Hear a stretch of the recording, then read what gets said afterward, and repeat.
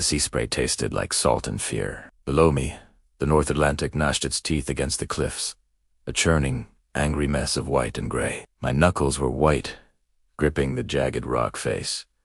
Every inch was a battle. Above me, Elias was just a silhouette against the storm-bruised sky. He shouted something, but the wind ripped the words away.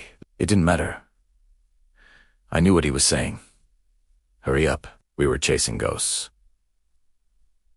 Neolithic ghosts, to be precise. The prize was hidden in a series of sea caves known locally as the Whispering Grottos. They held carvings that were thousands of years old, images etched into stone by our earliest ancestors.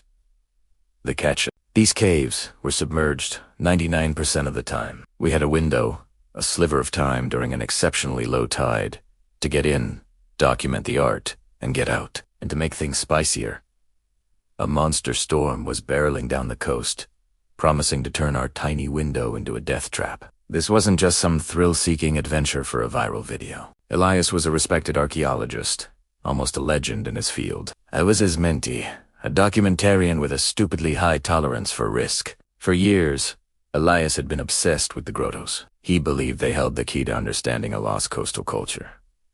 All previous attempts to reach them had failed. People had been swept away, their boats smashed to pieces. We were trying a different approach. A perilous climb down the cliff face during the briefest of tidal lulls. It was insane. It was brilliant. Almost there. Elias's voice was clearer now. I hauled myself over the final ledge and collapsed onto a narrow, seaweed-slicked platform. It was the entrance to the first cave. The air inside was thick, heavy with the smell of brine and ancient, undisturbed damp-eat felt sucrid. The roar of the ocean outside was immediately muffled, replaced by a constant, echoing drip. Drip. Drip. It sounded like a ticking clock. We switched on our headlamps. The beams cut through the darkness, dancing across the wet, glistening walls. At first, there was nothing, just rock. My heart sank. Had we risked everything for a myth? Had Elias's obsession finally led us astray? He moved deeper into the cave, his lights sweeping methodically from floor to ceiling. I followed, my camera gear feeling impossibly heavy. The tide was already turning. We could feel a subtle shift in the pressure, hear a deeper growl from the ocean. "Here," Elias whispered. His voice was filled with a reverence I had never heard before. He was pointing his light at a section of the wall just above our heads. And there it was.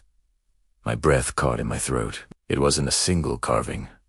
It was a panorama, a sprawling mural of stick-figure hunters and boats, chasing creatures that looked like whales or massive seals. There were spirals, concentric circles, patterns that mimicked the waves. It was a story etched in stone, a message from the deep past. They were more intricate, more detailed, more alive than anything we had imagined. The artists had used the natural contours of the rock to give their figures a three-dimensional quality. A hunter's arm seemed to emerge from the stone, spear poised to strike. It was breathtaking. We were the first people to see this in millennia. "Get the shots. Get all of it," Elias urged, his voice tight with excitement and urgency. I didn't need to be told twice. I started filming, panning slowly across the mural, zooming in on the details, the tiny markings on the boats, the expressions on the hunters' faces, the sheer artistry of it all. This was more than just a discovery. It was a conversation across 6,000 years. These people, our ancestors, they weren't just surviving, they were creating, recording, communicating. They were telling us, we were here. We saw this. We mattered. The sound from outside was changing. The low growl was becoming a roar. A wave crashed against the entrance, sending a plume of spray deep into the cave, dousing my camera lens. "Time to go," Elias yelled, already scrambling back toward the light. The magic of the moment was shattered, replaced by pure, cold adrenaline. I took one last look at the carvings, trying to burn the image into my memory, then scrambled after him. The platform we had stood on just minutes before was now being hammered by waves. The climb back up was a nightmare. The rock was slicker now. The wind was a physical force trying to peel us off the cliff. Every handhold was a prayer. Rain, cold and hard, started to fall, mixing with the sea spray, blinding us.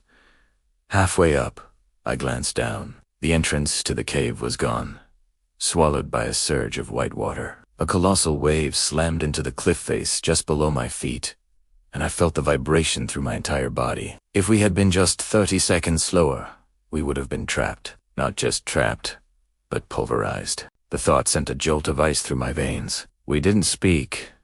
We just climbed. All our energy was focused on the next move, the next handhold. The storm was in full fury now. The sky was almost black. When we finally clawed our way back to the top of the cliff, we lay on the soaked ground, gasping for air, our lungs burning, our bodies shaking uncontrollably from exertion and cold. We had done Italiano. We had the footage. We had the proof. We had looked into the eyes of the past and made it back. As we stumbled back toward our jeep, soaked and shivering but alive, I knew this was a story I would be telling for the rest of my life. It was a reminder that our world is still full of secrets, hidden in the most dangerous and inaccessible places, waiting for those who are brave enough, or perhaps foolish enough, to look. The Whispering Grottos had shared their secret with us, and now it was our job to share it with the world. Thank you so much for joining me on this incredible journey. If you love tales of adventure and discovery, make sure to hit that subscribe button and turn on notifications so you won't miss what is coming next. Stay curious, and I'll see you on the next expedition.